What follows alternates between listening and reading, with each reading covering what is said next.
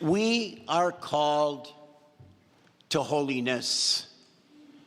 Each one of us is called to holiness.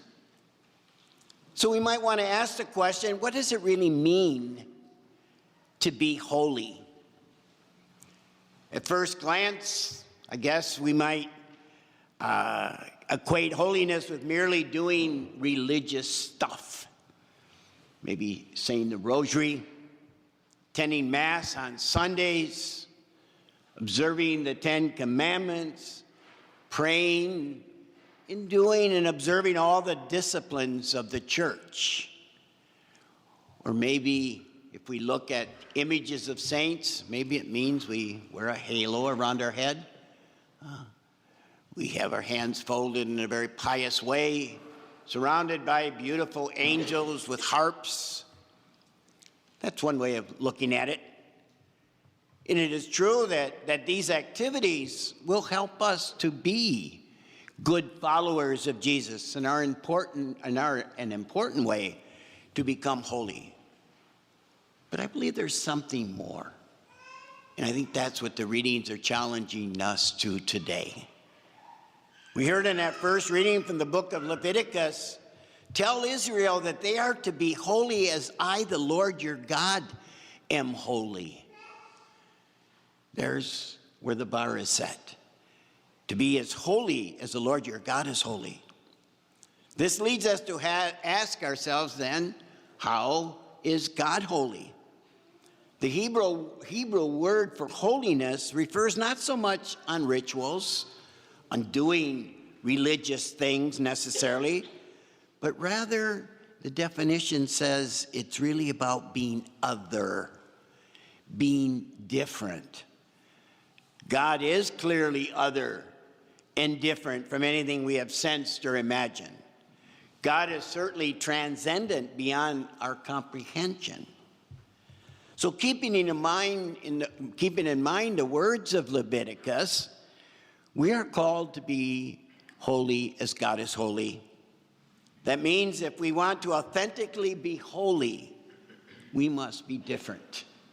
We must be other in the way that we live.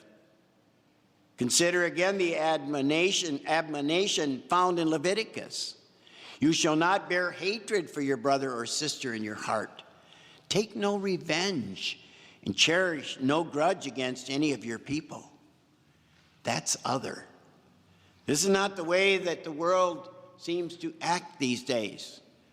Our secular world would often turn to violence, would turn to hatred, revenge, selfishness. Leviticus tells the people of Israel that they must act differently, other than the way people normally act. Then they will be holy as God is holy. In the gospel, Jesus seems to be echoing these words of the book of Leviticus. Jesus takes the teachings of Leviticus that we are to be different and intensifies it. Jesus goes a step farther, or to quote a commercial that's going on today, okay is not okay. Jesus says that not only are we not to seek revenge, that we are not even to resist evil. We are to turn the other cheek. Not only are you to love your enemies, you are to pray for them. Turning the other cheek, praying for our enemies are not the way much of our secular society would encourage today. Most worldly people prefer strict justice. They want an eye for an eye. They want to retaliate when they are hurt by others. They want justice. They want recompense for what they have suffered. And Jesus is saying, let's be other. Jesus and the teachings from Leviticus challenge us to be different. As Christians, we are called to demonstrate by our actions that we are distinctive from the rest of the world. See, you'll know these Christians by their love. No doubt, such a high standard is difficult to follow.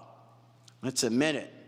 There are many times each of us in our own way want to get even and maybe feel justified in that. There are times when we want justice rather than going the extra mile. This will probably mean that most of us will only be able to follow this teaching of Jesus some of the time. Many times we will fail to be holy, but that should not keep us from still striving after God's holiness. It's a steep challenge. There's no question of that. A Hindu holy man one day was traveling a mountain road when he was beset by a robber who put a knife to his throat and said, "Give me all your valuables." Immediately, the holy man handed over his purse, which had a few copper coins in it. The robber grabbed the purse, drew back the knife, and began to walk away. And then he heard, "Wait," the holy man said, "You don't have everything. I have in my sock a ruby hidden. Here, take it. It belongs to you." The next day, the holy monk was on the same road and was stopped by the same robber who put a knife to his throat again. "What are you doing?" said the holy man. "You already have all that is mine. I have nothing else to give you." "Yes, you have," said the robber. "I want what you have that made you free enough to give me the ruby yesterday." What made you be other and different?